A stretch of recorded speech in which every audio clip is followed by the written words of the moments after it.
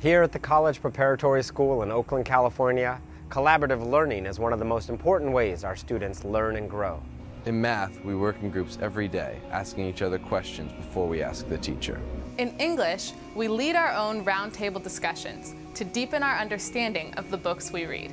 College Prep is one of the top private high schools in the country and a terrific model for collaborative learning. The good news, their practices are both replicable and affordable.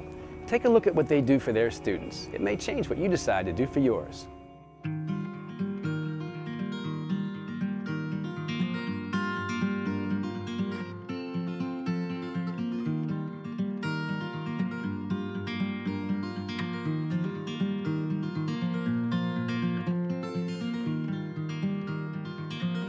College Prep School is a 52-year-old school. It was founded by two women who had a strong vision of a place where academics could really thrive.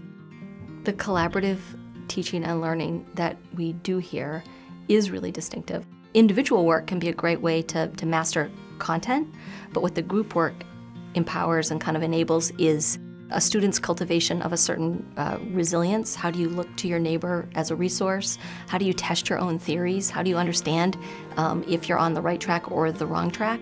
The sort of habits of mind that actually are the underpinnings of deeper scholarship. We have 45-minute classes, and the math classes meet every day. The kids come in and they go over the homework in their groups by comparing answers. I got the square root of b squared plus a squared. Yep.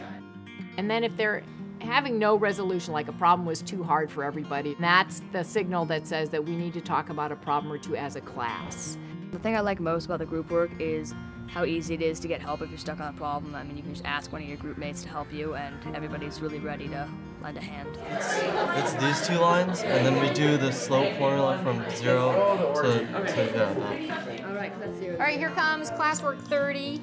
The ones I care most about are 1 and 2. And then it says draw the segment from AB to CD.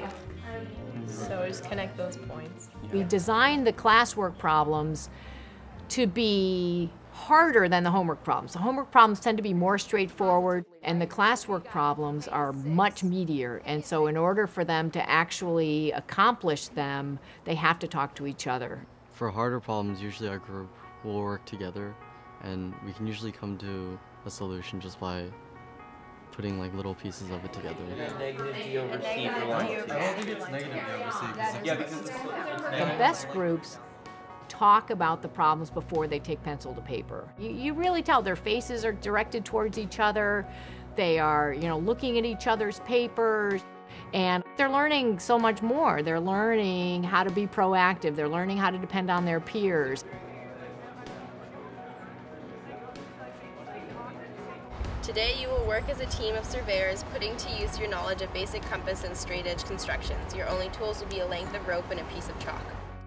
I feel like when we work outside together, it just kind of brings our group together a little bit more.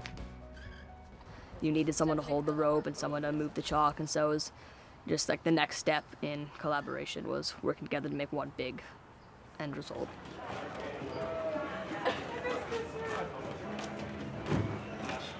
What I do in my classroom is I try to make the kids feel as comfortable and as safe to be able to take the risks that will create a good conversation. On the first day of class with the 9th grade, I start by asking the students what are the values implicit in sitting around this large wooden oval table.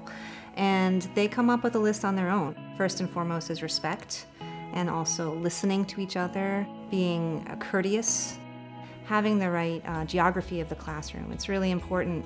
I always make sure before we start class, can you all see each other? Can you make eye contact with your classmates? And if you can't, I have them adjust their chairs so that they can.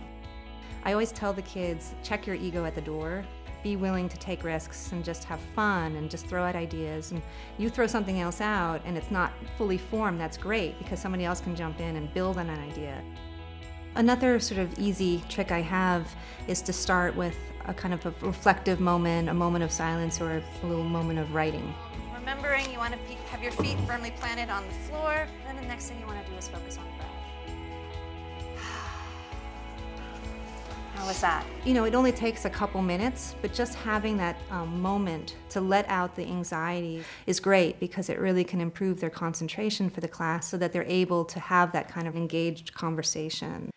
guys need a little bit of extra. What's important is to have a set of guidelines for the students. In this conversation, I'm going to have you guys write down the questions and then talk to each other about the conversation, about the book, and I'm going to sort of step back and take